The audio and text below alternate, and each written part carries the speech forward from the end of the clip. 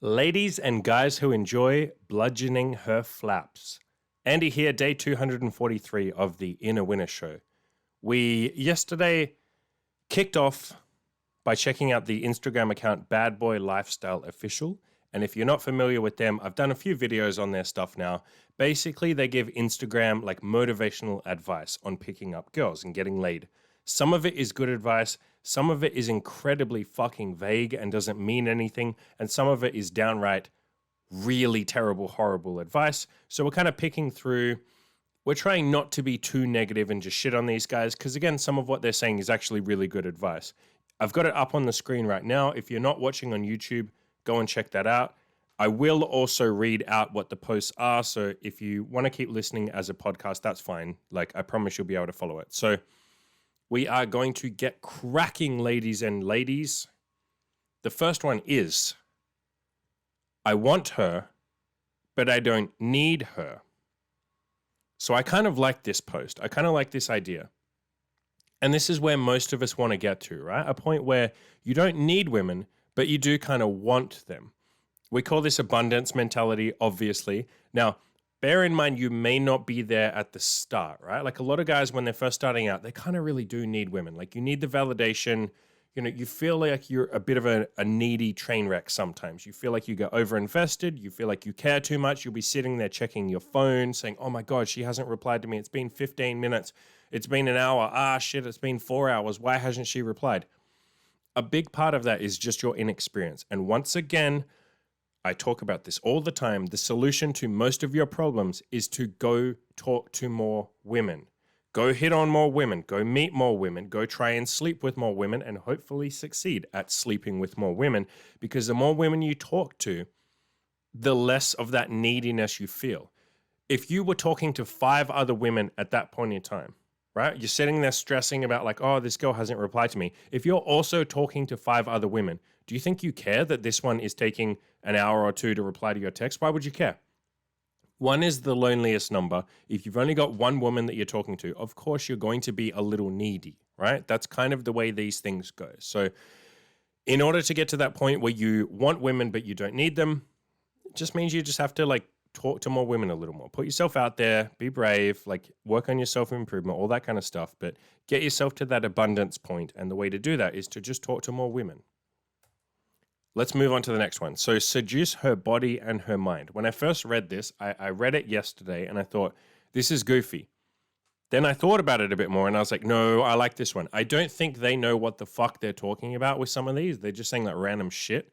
But a stopped clock is correct twice a day. I think this is one of those. So seduce her body. Obviously, we all know how to do that. If you don't, go read my Tinder guide. Go onto my website, killyourinnerloser.com. Go read the Tinder guide. I talk about how to have foreplay, how to have sex, how to actually seduce. You know, I give you a bunch of different like techniques and ideas and things you can try. It really is the key point. It really is just a process of trying different stuff, right? You get decent at foreplay and seduction and seducing her by just trying a bunch of random shit, right? Like just experimenting, literally experimenting. That's how I got decent at it, trying a bunch of stuff. You know, what happens if I do this? What happens if I do that? What happens if I rub her clit fast? What happens if I rub it slow? What happens if I rub in circles? What happens if I use one finger? What happens if I use my whole hand? What happens if I use the palm of my hand? What happens if I use my elbow? Be gentle if you're going to elbow her clit, but you get the point. Like trying the back of your hand, like just trying weird shit, like weird fucking shit. That's how I got decent at foreplay. That's how I got decent at sex. Just like trying the most insane shit that would come into my head. And half of it, girls are like, holy shit, what is that? Like some super crazy sex technique that I just invented because I'm fucking weird. So that's the best way to seduce her body. Honestly, just practice and try a bunch of different stuff. Some of it will work, some of it won't. It's in that process of trying that girls will like think you're a fucking sex god, right? Because like if you're willing to try 50 random weird things, the whole time she's like, wow, he's like mixing it up. This is like a roller coaster. He's so creative. Meanwhile, you're sitting there going, I have no idea what the fuck I'm doing. And I'm just like trying random shit because some weird creepy guy on YouTube told me to fucking elbow you in the clit. But she won't know that. I mean, tell her if you want to. Hi, girls. Hi, any girls that have been sent this way. So in terms of like seducing her mind, a big part of foreplay is obviously the psychological stuff. And now I'm going to, in the future, maybe it'll be out by the time if you come back and watch this in the future, but at some point in the future, when I get a bit more time, when I've handled some other projects first, I'm going to do a big BDSM series. It's going to be as big as the Tinder guide was, so probably like 150,000 words. It'll be massive. I've already planned it out and started writing it. So far, it's 7 parts. I think I'll keep it 7 parts. So the Tinder guide was 5 parts. This is going to be way deeper than that. And a big part of what I will talk about is like what I call psychological play. So these guys call it seducing her mind. You know, dirty talk, making her beg, role play, like all that kind of stuff. So a woman's mind is as easily or as powerfully seduced. It's not the right way of phrasing it. Women love you fucking their mind as much as their body. I think I even say that in the BDSM guide. I think I even say that in the Tinder guide. I think I say, you know, you want to fuck her mind as much as you're fucking her body. You want to make her beg. I will say probably the best place you can start with. I'll tell you what I'll do. I will make a note of it so I don't forget. But I wrote an article called, or I did a podcast, sorry, called like How to Give Her Roller Coaster Sex.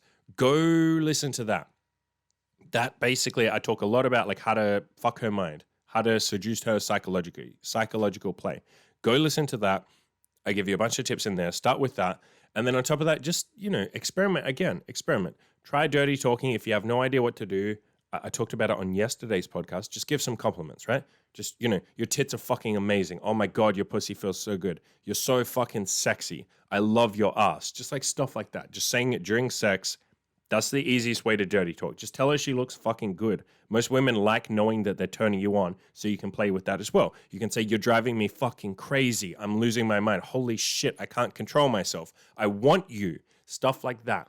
That's the best way to seduce a woman's mind. Just tell her like the effect she's having on you. Because women get turned on by turning you on, or by knowing that they are wanted, by knowing that they're desired. Men desire, women like to be desired, for the most part. The next one is think big. I like this one. And they've actually written a really good description for this one, which I'll read out in a second. But as soon as I saw this, think big, I thought about what I do with my coaching clients. Every time I have a coaching client, when we first sit down for our first session, I'd say, tell me your goals, right? And usually they'll tell you like small goals. They'll say like, you know, I just want to get a girlfriend, or I want this, or I just want women to be nice to me. And I will say, no. Tell me I call them dream big goals, or pipe dream goals, as in you think it's just a pipe dream. I also go on to say, tell me the ones that you think are utterly impossible. You think you can't ever achieve them. Tell me what they are. I had a coaching client a couple of days ago. He might be listening to this now, so shout outs to you if you are. You know who you are. And I said, like, tell me your big, like your dream big goals. Like the shit you think is not fucking possible, that you think is crazy. And we kind of went back and forwards a little bit. It was almost like he was giving himself permission to admit that he wanted some things. And he finally opened up and he said, like, I think I want to have sex with like 100 women. And I was like, yeah, that's possible. That's doable. And he's kind of like, are you sure? And I was like, yeah, man. Like, why would that not be? I've done it. I'm a fucking loser and I've done it. Why would you not be able to do it? I'm not special. I'm not any specialer than you, any more special than, I can't even say the word more special, the phrase more special. I'm so retarded, I think specialer is a word. So of course you can sleep with 100 women as long as you don't say the word specialer. And he also went on to tell me that he wants like $100 million in the bank. And I said, yeah, that's doable. That might take you 20 years, but yeah, you can do that. Of course you can. That's fucking doable.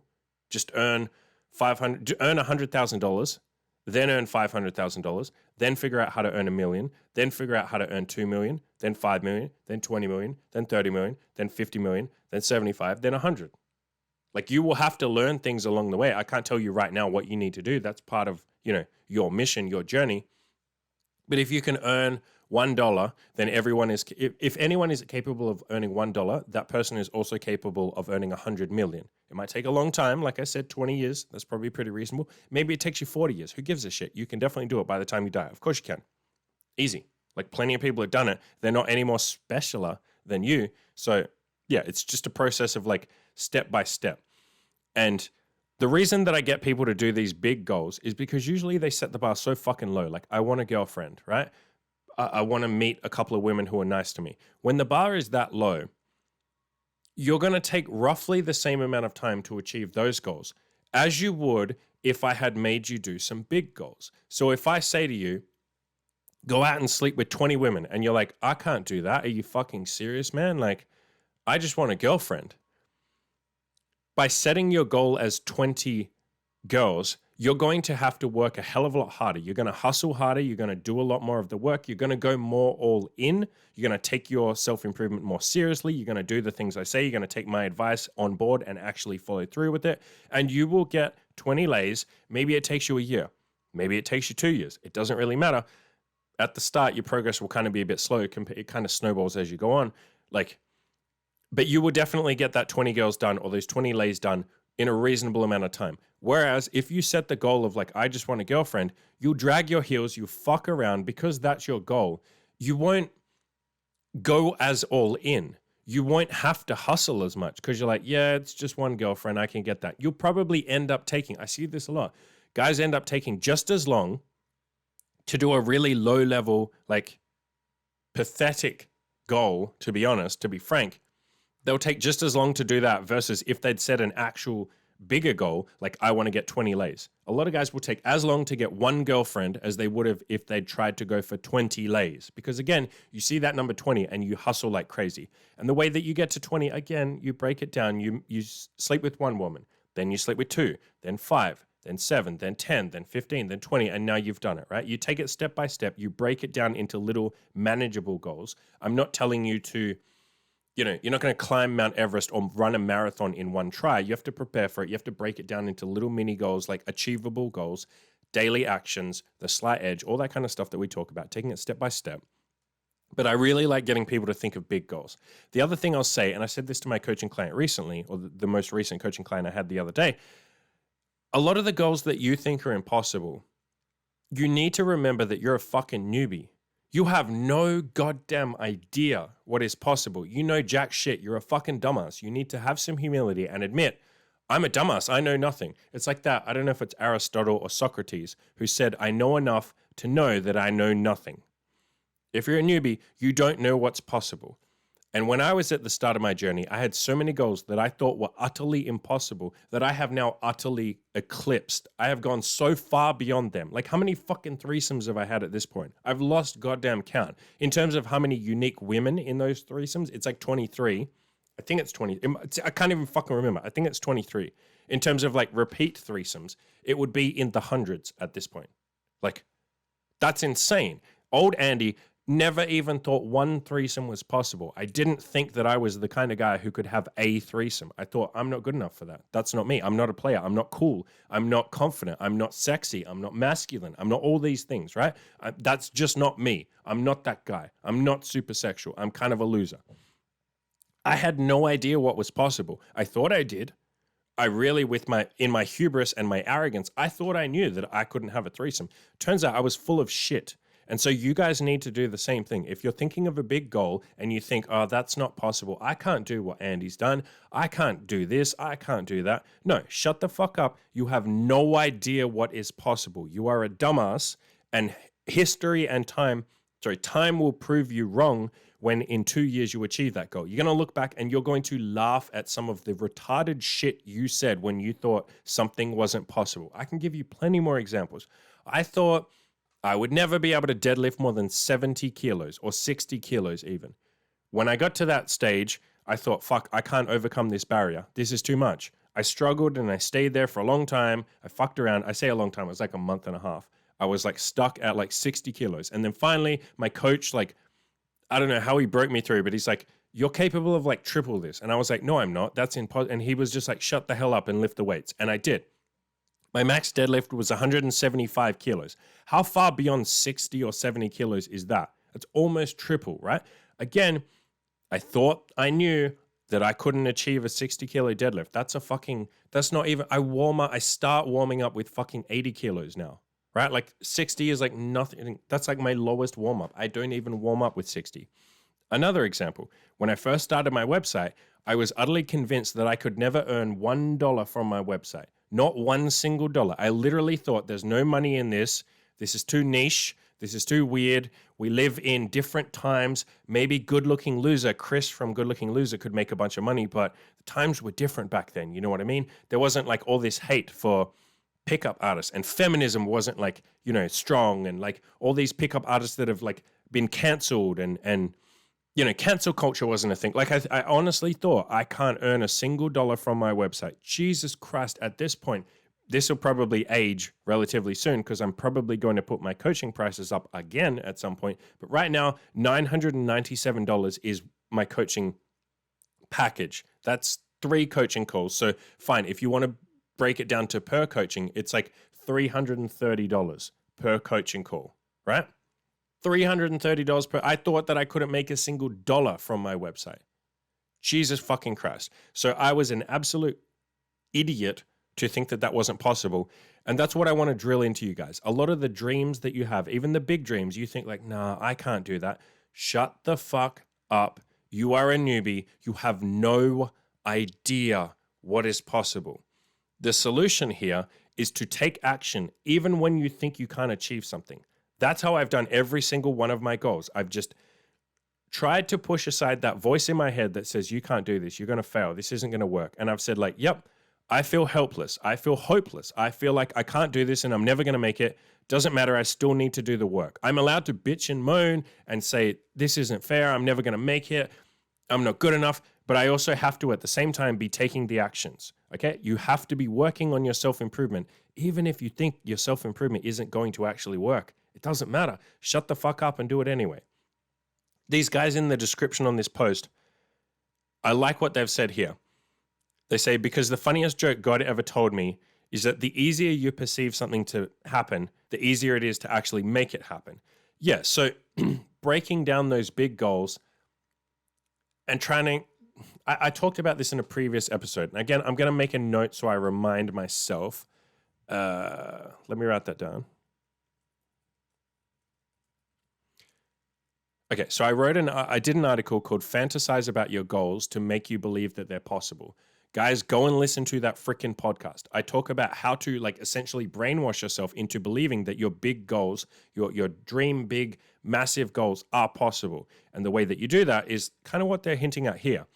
You just keep thinking about it, fantasizing about it, brainstorming how you're going to make it happen, daydreaming about it, literally just sitting there going like, I know I can never do it, but man, wouldn't it be amazing if I could? You do that enough times and your brain starts thinking, fuck, maybe this is possible. Because I'm sitting here brainstorming ideas of how to do it. I'm daydreaming, I'm fantasizing about it. Maybe it could actually happen. You start breaking down those barriers, those thoughts in your mind that say, this can't happen, I can't do this, I'm not good enough. You kind of like chip away at them a little bit at a time. Eventually you get to a point where you're like, maybe I can make this happen. And that's when fucking good things happen, guys. Let's move on. Next one is stop being needy. On the surface, this is a good one. I would also say be careful that this kind of comes across in the same way they did the other one that said like be confident or respect yourself. They're kind of talking about the end result here. The end result is that you're at a point where you're not needy. I don't think you can just stop being needy. Like, how do you do something? How do you do that? It's like if you say to someone like, stop being an alcoholic. They go like, okay, cool. But like, what do I actually do? Like, how do I stop it? I can't just like stop it. So what do I do?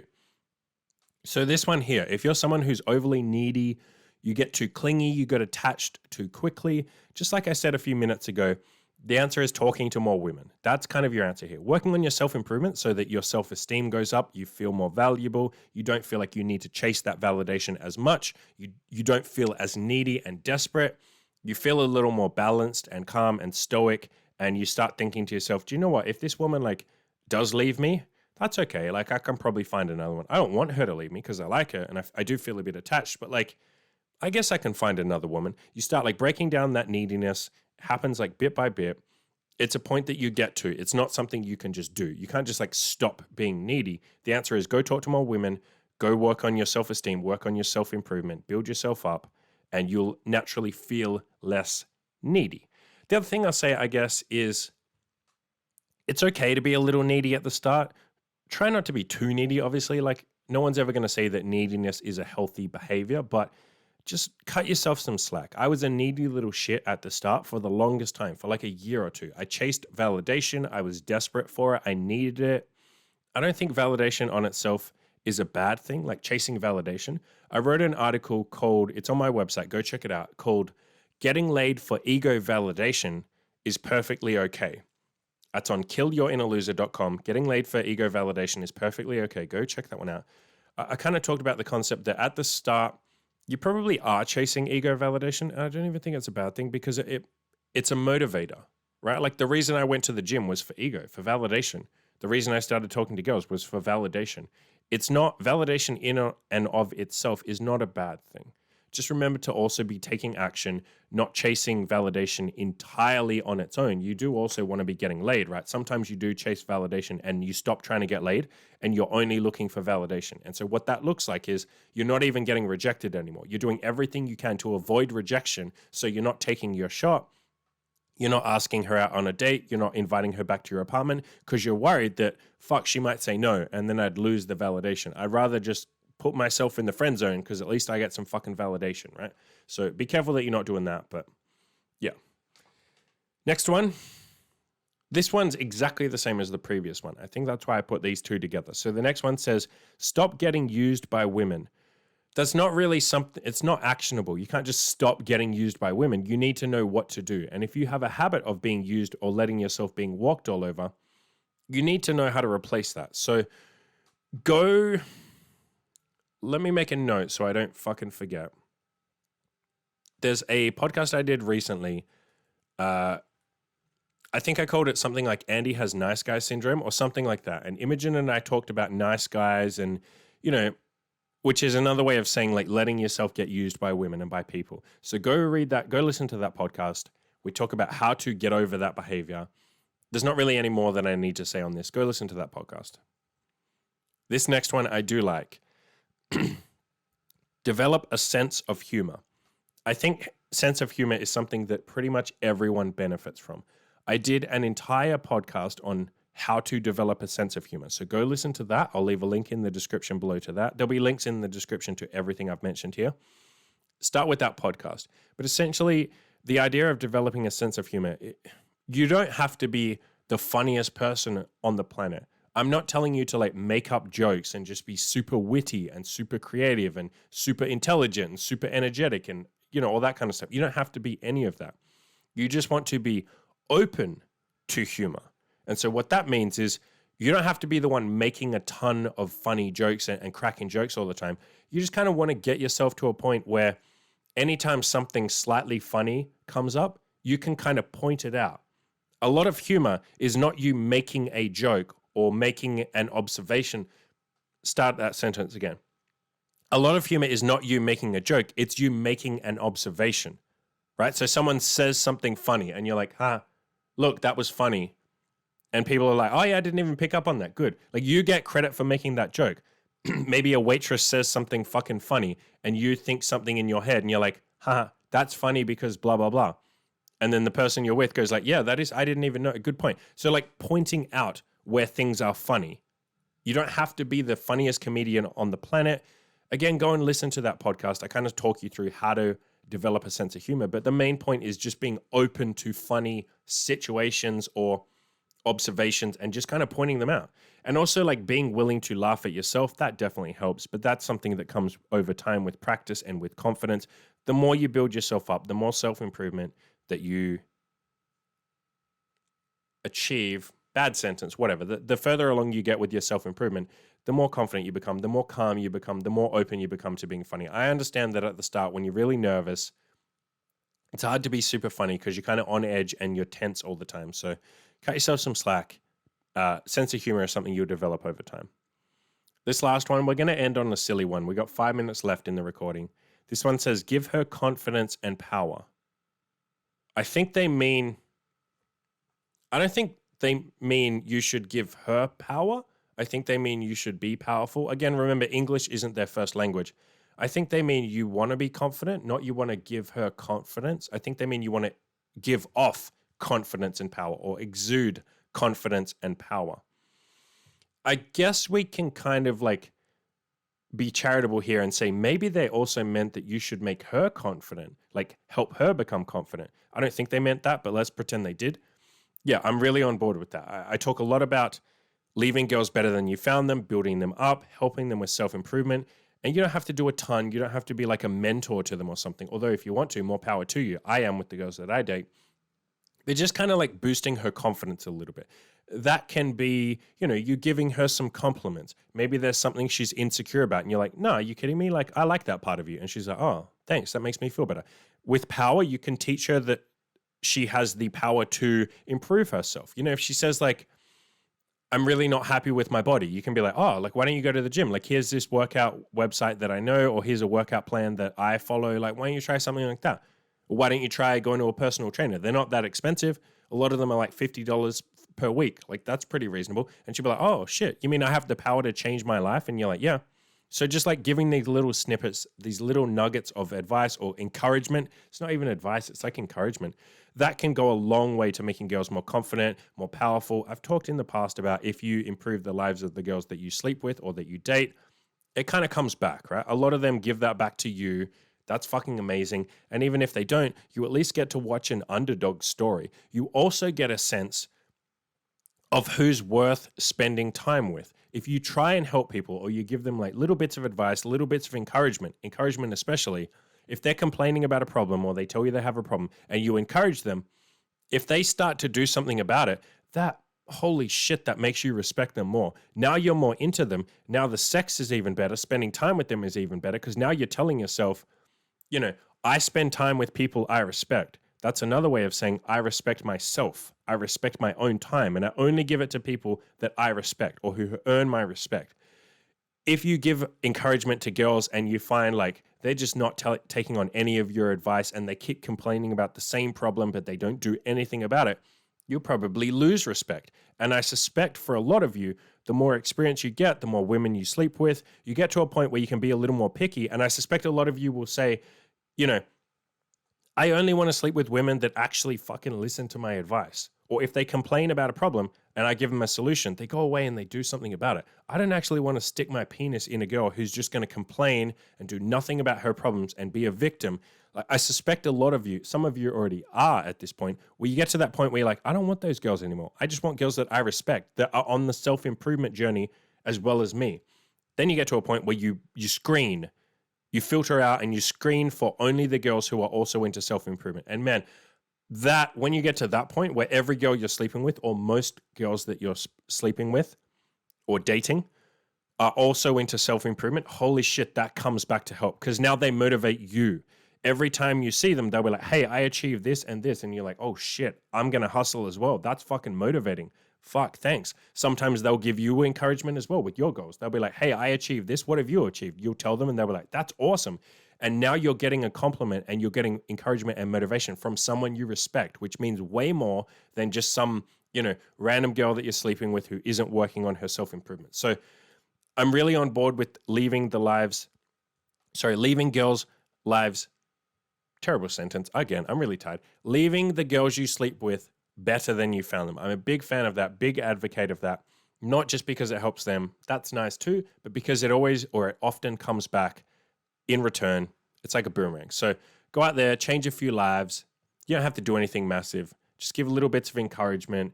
Tell girls what you're working on. Tell them your achievements. Share some of your wins every week. You sleep with a girl and you say like, hey, this week I crushed it at the gym. I set a new PR. Or this week I lost 1 kilo. Or I lost 2 pounds of fat. And she'll be like, man, that's awesome. Cool. Like share that shit. Be more open with that. Yeah, good shit.